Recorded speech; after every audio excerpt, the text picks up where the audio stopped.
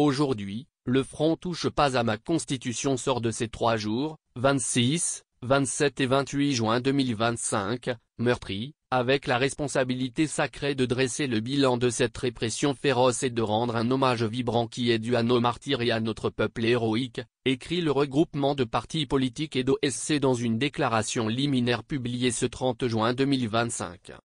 Il n'y a véritablement pas d'expression plus indiquée que celle de champ de bataille utilisée par le front touche pas à ma constitution PAMSI, pour qualifier ce que le régime de Fornia Simbé et sa milice ont fait des différents quartiers de la ville de Lomé lors de manifestations citoyennes de ces 26, 27 et 28 juin 2025.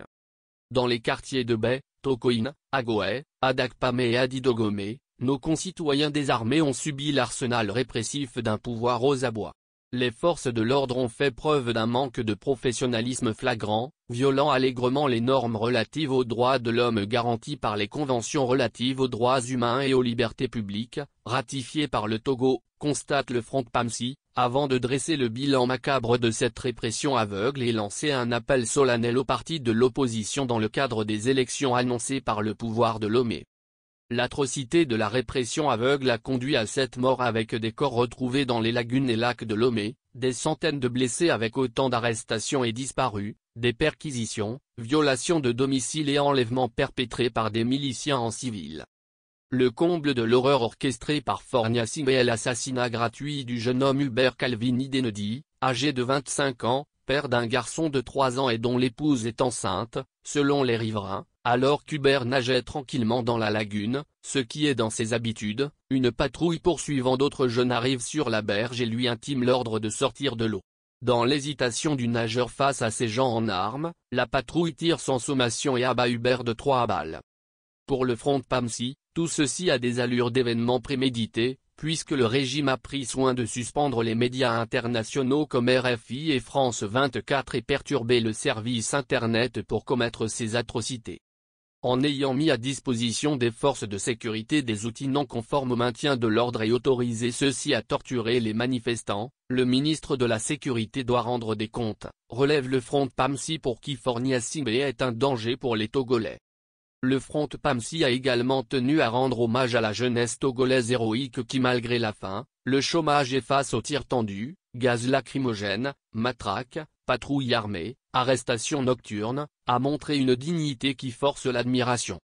Cette jeunesse a été soutenue et accompagnée non seulement par nos mères, nos pères, nos aînés mais également par les évêques, les universitaires, les professionnels de santé, les syndicalistes, la société civile, qui ensemble ont dit non au coup d'État constitutionnel d'avril 2024.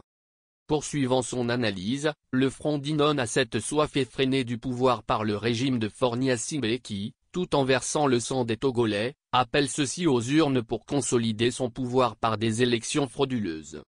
À l'endroit du peuple souverain, le Front PAMSI appelle à rejeter catégoriquement ces élections du sang, à se désolidariser de la prétendue campagne électorale et à ne pas se déplacer le jour du vote. Ce refus est le plus sacré des droits et le plus impératif des devoirs citoyens. Nous devons bouder les urnes mieux qu'en 2024, pour signifier à Fornia Simbé que nous ne voulons ni de ces élections ni de lui à la tête de l'État. À l'égard des partis de l'opposition togolaise, le Front appelle solennellement ceux qui sont engagés dans ces élections de sang, à se retirer sans délai de ce processus qui tue nos jeunes et endeuille nos familles. Ces élections sont les plus ignominieuses de ces dernières années.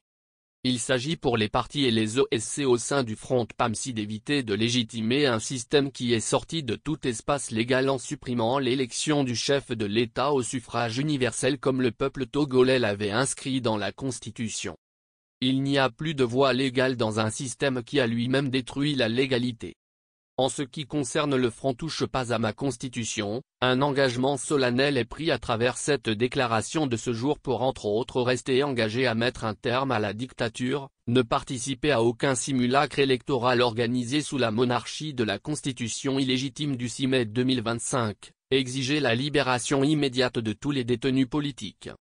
Par ailleurs, le Front s'engage à réclamer une enquête internationale sur les crimes commis durant ces 3 jours de répression et sur l'utilisation des milices protégées par la force publique.